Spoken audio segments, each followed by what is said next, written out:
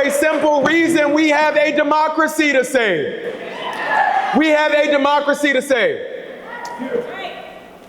So let me get all the tough stuff out of the way first. I've learned over the years that if you want to speak and disappoint people, you disappoint people early, then you have time to win them back. So yes, I am an Eagles fan. I'm sorry to tell you. Listen, you're all welcome. We're all welcome. We'd love to have you on the team. But I start there for a very simple but critical reason. One of the things our coach and quarterback of the Super Bowl award-winning Philadelphia Eagles, but one of the things they say often is we have to keep the main thing the main thing. And in this moment, with so much noise, with so much nonsense, with so many updates, sometimes it gets real tough to keep the main thing the main thing. Sometimes when you see so many people in elected office who seem to be pretty successful by engaging in a tried and true strategy of trying to divide us up by region, trying to divide us up by race, using the chaos that they stoke to stuff their pockets with your money, it gets to be a little confusion about what's the main thing. But actually, politics, in this messy system of self-governance, it has a real role. It's supposed to be about making our lives better. That's the main thing. That's what it's supposed to be about. I know that you might be under a different illusion when you pay attention to what is happening in this administration. The job of government is to not actually make your life miserable, believe it or not. Believe it or not, politics should not be a cause of constant gastrointestinal discomfort, believe it or not.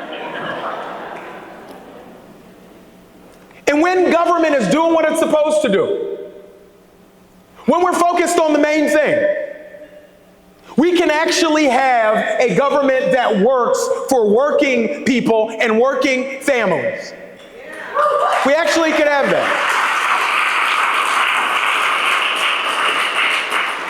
And I tell you with a level of certainty that it does not have to be this way. And I also tell you with a level of certainty that we will survive this moment, and the question is, what are we going to build after? That's the real question. Now let's be very clear. A couple of months ago, you may have heard we lost an election I really wanted to win. You might have been aware of this. People won't stop talking about it. But here is the truth. The truth is, out of this loss, out of this moment where we're doing the hard but critical work of rebuilding our party, I'll tell you, we're not going to build it with our heads in the sand and with our shoulders slumped. Nobody is interested in joining a pity party, I promise you that.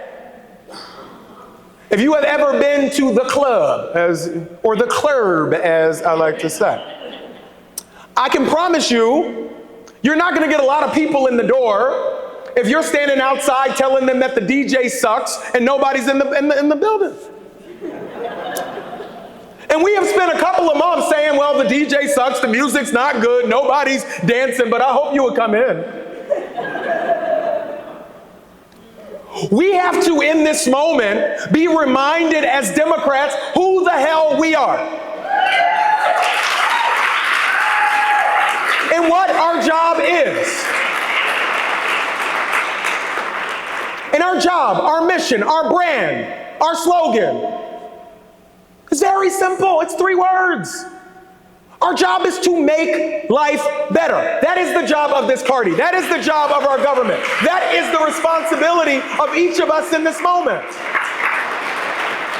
And yes, We have a president that is out of control. And yes, we have a Republican Party that has bent the knee. And yes, there are a lot of elections we need to win. But the Democratic Party doesn't exist just to be at constant war with the Republican Party. This is not the Hatfield and the McCoys.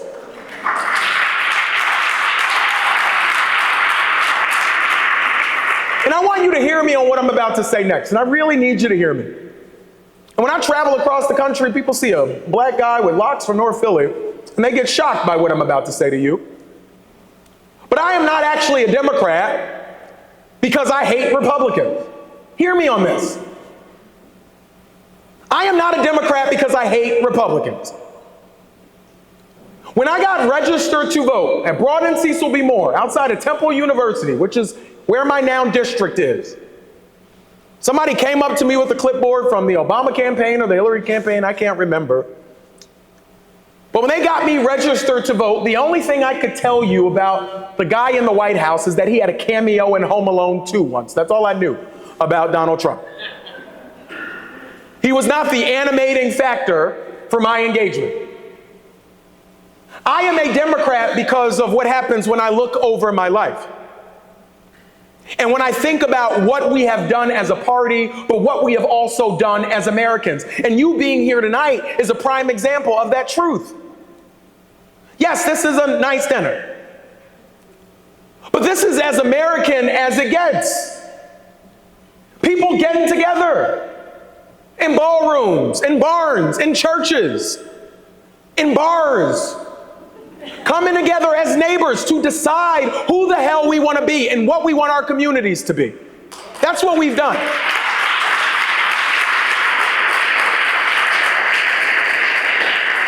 And there were a bunch of Democrats who got together long before I was born that did things that made my life better.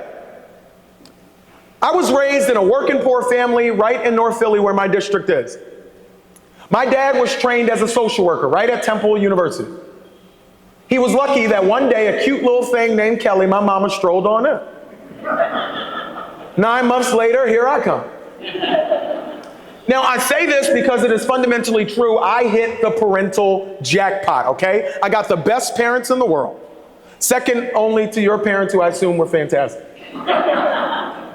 But my parents, as fantastic as they were, they did not see in each other what I saw in them. My parents freaking hated each other, okay? So this is, for folks who haven't had kids yet, don't have the kid right after you meet. Wait a little bit to see if it has some legs. But what that meant for me in brass tacks is that my parents separated when I was still pretty young. I got my first job at 12 years old washing dishes at a little restaurant. My mom spent her career, a majority of it, as a home health aide. And I would watch her, absolutely. And I would watch this lady work double time, overtime, triple time to make sure that the patients she served got their medicine on time. But then my mama would come home and have to ration her insulin. That's why it's a big deal that over a year and a half ago, Democrats cut the cost of insulin for Americans all across this country. We did that.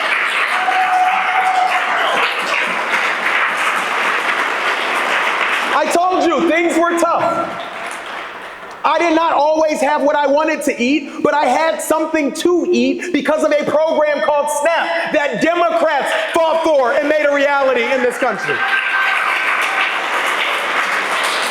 When I was sick, I got to go down the street to the Drexel Healthcare Clinic, and I had health care because of a little program called CHIP that you may have heard of, a program that Democrats fought for and made a reality for over 8 million kids in this country.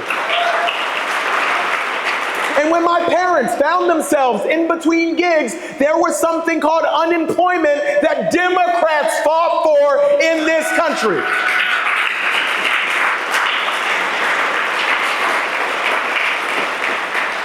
And when my mom had a stroke from which she never recovered, She was in intensive rehabilitation. I wasn't able to afford that, but because of Medicare, because of Medicaid, she was able to live her last months with some level of dignity and professional medical care because of what Democrats did.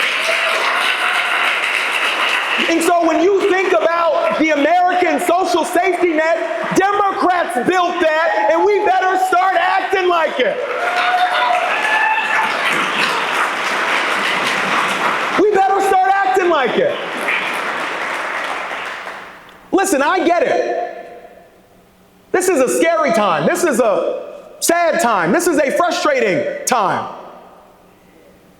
Where every single day, you have a guy with the biggest platform in the world who is trying to convince us that we need to hate each other.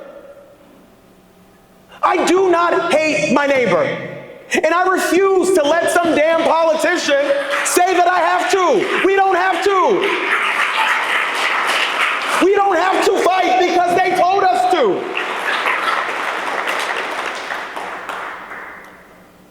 We need to be clear about what the strategy is of this would-be Timu dictator with swollen ankles. We need to be clear what his strategy is.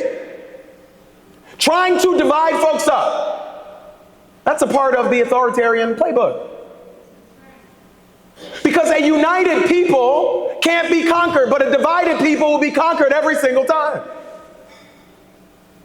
So authoritarians, would-be kings, dictators, they are not good folks. These are bad news bears.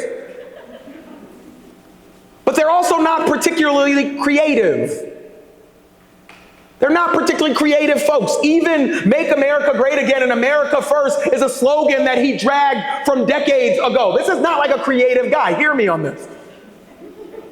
So when you see him engaging in what is known as historical revisionism, understand that this is a strategy. Before, they used to take the books, put them in a big pile, burn them. Now they just delete websites and take down plaques about parts of American history that he would have us not remember. And they engage in that because they want us to forget who the hell we are as Americans, who we are as a free people. But we should be very clear, this freedom has been paid for in blood over many generations. And so I get a little incredulous when this generation of folks thinks that we don't have a responsibility in this moment. Democracy requires something of us, turns out. It requires something of us. It required something of the folks who had to take up arms against their brothers on the bloody fields of Gettysburg. It required something. It required something of the suffragettes. New York, you know a little bit about the suffragettes, who didn't have the right to vote. They didn't have polling on their side. But what they had was a commitment and an understanding that this country could never be what it must be if over half of the damn population couldn't participate. So what did they do? They organized. They tied themselves to the fence of the White House. They engaged in civil and peaceful protests because they understood what this nation required.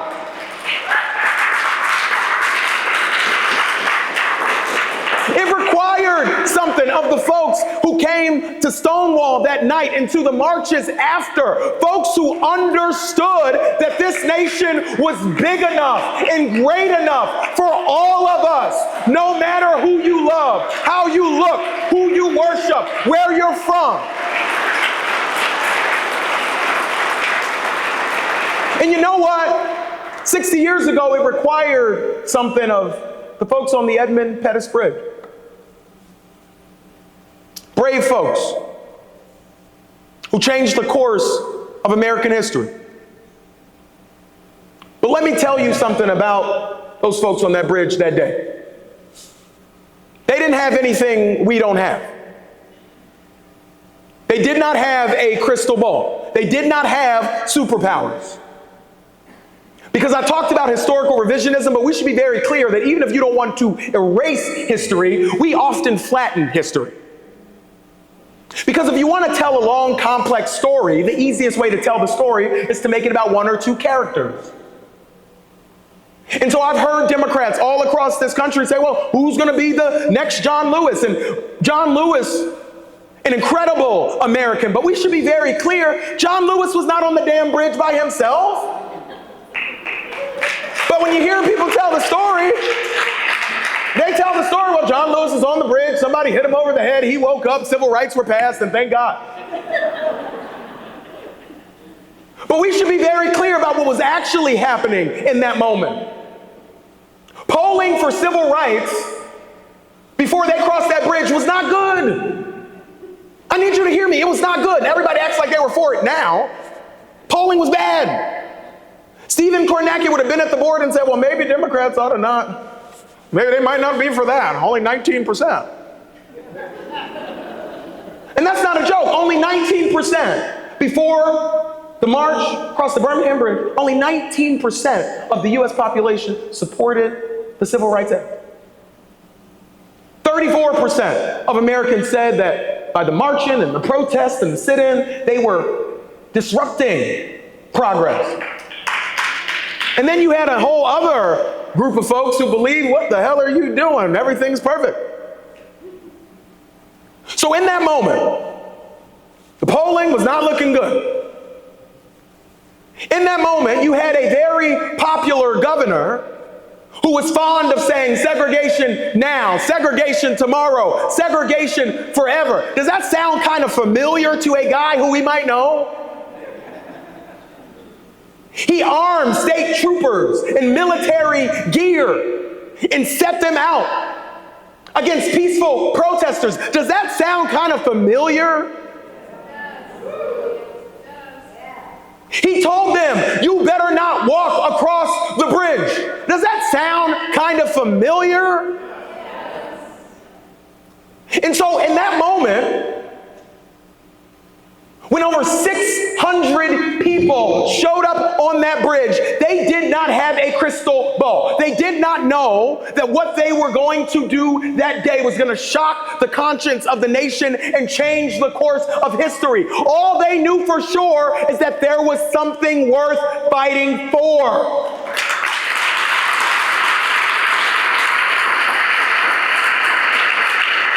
So in this moment, Democrats, I am begging you to get out of the business of trying to cast the next star of the party and just get on the damn bridge.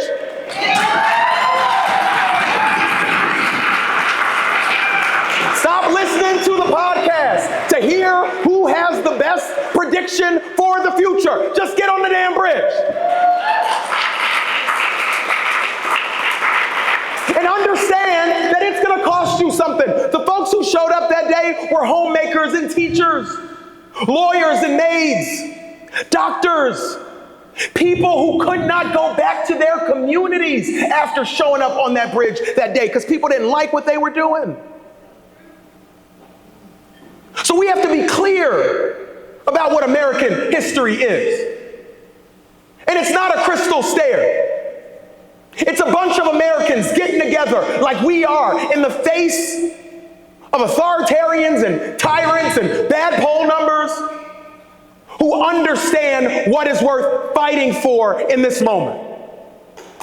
And I actually believe that in the wealthiest country to ever exist, with creeping toward $30 trillion GDP, it is worth fighting for to end poverty in our lifetime so that 43 million people don't have to go every night without a meal. That's worth fighting for. I think it's worth fighting for a simple idea that if you get sick, you ought to be able to go to the damn doctor. And you know what? What if you could fill the prescription when you leave the appointment? What an idea. I have an idea that it is worth fighting for all of our kids to go to a fully funded public school. for their parents to be able to afford childcare, that we ought to make it universal, and that you ought to not be worried that your kid is going to be shot when they're in the damn classroom.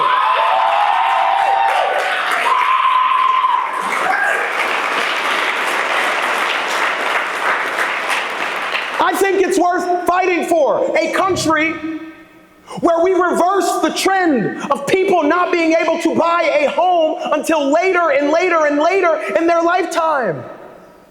The average age to buy your first home was 38. It was 29 20 years ago. I think it is worth fighting for, reversing that trend and saying to this generation that we can actually start our damn lives. I think it's worth fighting for. Air that we can breathe and water that we can drink. I think that's worth fighting for. And we can win that future without leaving anybody behind. We can win that future without turning on our neighbor. We can win that future without trying to sacrifice members of our community to the altar of quote unquote electability. We can do it without turning on trans kids. We can do it. We can do it without bending the knee to a would-be dictator. We can do it.